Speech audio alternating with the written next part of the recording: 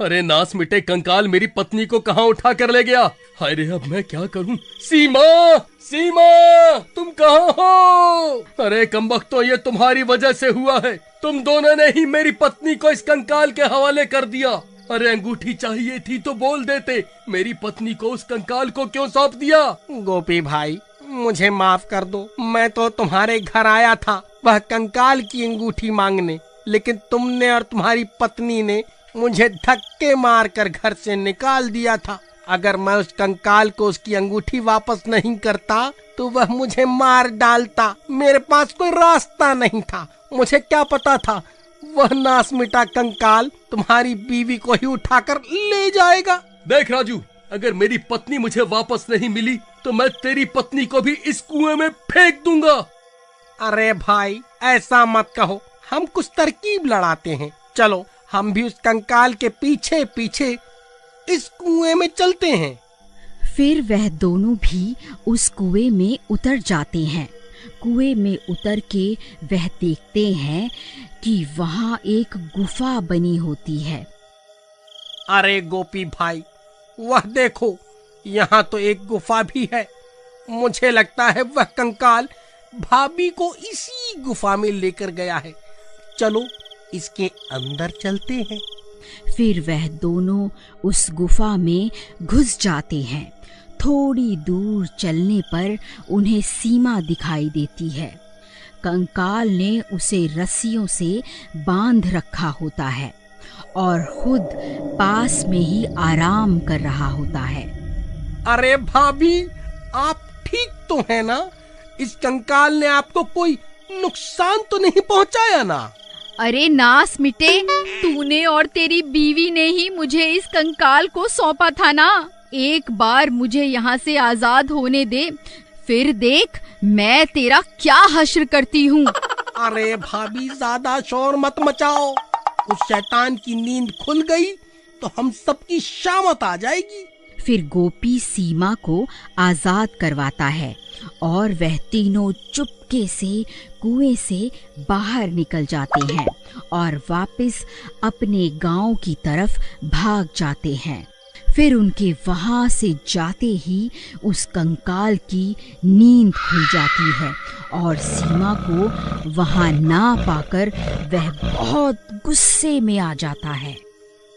इंसानों, तुम्हारी इतनी हिम्मत! वह मेरी अमानत है, मैं उसे वापस पाकर ही रहूंगा। फिर वह कंकाल भी गुस्से में उस कुएं से बाहर निकल आता है और गांव की तरफ चल देता है।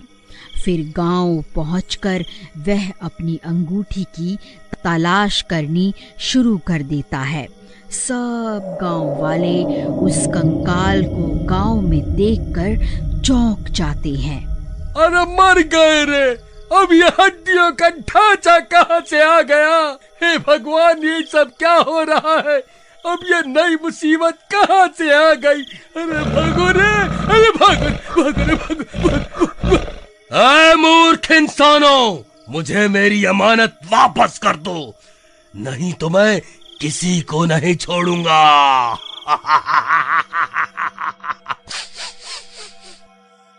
फिर वह कंकाल सीमा की खुशबू को सूंघता सूंघता सीधा उसके घर के बाहर पहुंच जाता है और उसके घर की खिड़की से अंदर घुसने की कोशिश करने लगता है।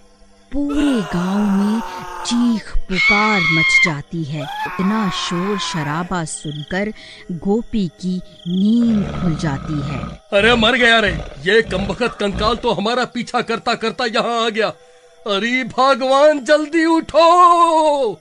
वह देखो, वह कंकाल तो यहाँ आ गया। अब क्या करें? अरे मर गई रे! ये तो फिर से मुझे लेने आ गया। अजी मुझे बचा लो, मुझे इसके साथ नहीं जाना। ऐ मूर्ख, इस औरत को मुझे सौंप दे, ये सिर्फ मेरी है। अगर तूने इसे मुझे नहीं सौंपा तो मैं पूरे गांव की औरतों को मार डालूंगा। फिर गोपी और सीमा पीछे के दरवाजे से भाग जाते हैं। अरे भागते कहाँ हो? तुम जहां भी जाओगे मैं तुम्हें सूंघते हुए वहीं आ जाऊंगा।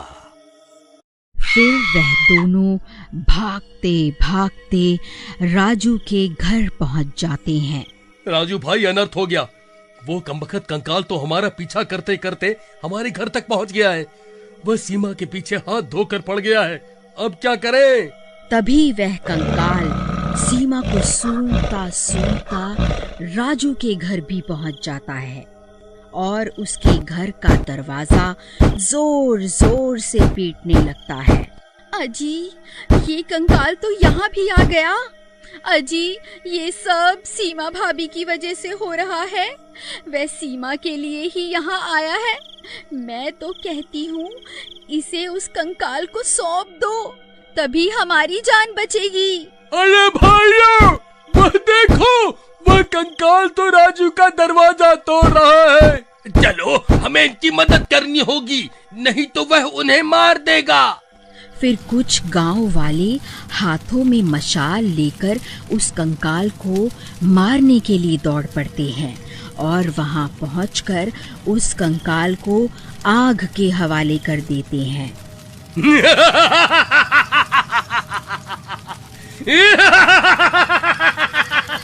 अरे मूर्ख गांव वालों, मैं तो पहले से ही मारा हुआ हूँ। तुम मुझे जला कर नहीं मार सकते। ये आग मेरा कुछ नहीं बिगाड़ सकती। अरे भागो रे, हम इसे नहीं मार सकते। ये तो आग में जलकर भी मर नहीं रहा है। हे भगवान, अब क्या करें? ये तो आग में जलने के बाद भी नहीं मरा। गोपी भाई, मुझे लगता है हमें इसे सीमा भाभी को सौंपना ही होगा, नहीं तो आज बहुत से लोगों को अपनी जान से हाथ धोना पड़ेगा। अरे, मैं कहीं नहीं जाने वाली। कमबख्त तो मुझे उसके साथ मरने के लिए क्यों भेज रहे हो? फिर थोड़ी देर में राजू के घर का दरवाजा खुलता है और सीमा घर से बाहर निकल आती है। आओ मेरी रानी, तुम आ ही गई। अब से तुम्हारा नया घर वह कुआं है। फिर सीमा डरते डरते उस कंकाल के साथ चल देती है। पूरे गांव के लोग दंग रह जाते हैं। उन्हें विश्वास नहीं होता कि गोपी ने अपनी पत्नी को उस कंकाल के हवाले कैसे कर दिया। फिर कुछ ही देर में सीमा और वो कंकाल जंगल में बने कुएं के पास पहुंच जाते हैं और उस कुएं के अंदर चले जाते हैं। फिर सीमा उस गुफा में पहुंचकर एक तरफ जाकर बैठ जाती है। डरो नहीं मेरी रानी, आज से तुम मेरी हो। तुम यहीं रुको, मैं तुम्हारे लिए एक तोहफा लेकर आता हूँ। अरे वाह वाह वाह वाह वाह वाह, आज तो मजा ही आ गया। आखिरकार मुझे मेरे सपनों की रानी मिल ही गई। फिर वह कंकाल सीमा के लिए एक हीरो का हार लेकर वहां आता है। अरे मेरी रानी, देखो मैं तुम्हारे लिए क्या तोहफा लाया हूँ। जरा अपना घूंघट तो उठाओ। फिर सीमा डर जाती है और अपने घूंघट को और नीचे कर लेती है। अरे मेरी रानी, मुझसे शर्माओ मत। अब से मैं ही तुम्हारा पति हूँ। तुम्हें मुझसे शर्माने की जरूरत नहीं है। फिर जैसे ही वह कंकाल सीमा का घूंघट उठाता है, वो हक्का बक्का रह जाता है। घूंघट के नीचे सीमा की जगह राजू बैठा हुआ होता है। ऐ नास मिटे, तू यहाँ कहाँ से आ गया? मैं तो तुझे अपने सपनों की रानी समझ रहा था। तू कमबख्त तो राजा निकला। तूने मेरे साथ धोखाधड़ी करके अच्छा नहीं किया। अब मैं तुझे नहीं छोड़ूंगा। अरे मर गया रे, अब ये कंकाल मुझे नहीं छोड़ेगा। अब क्या करूं? अगर आप इसका अगला भाग देखना चाहते हैं तो कमेंट में जरूर बताएं।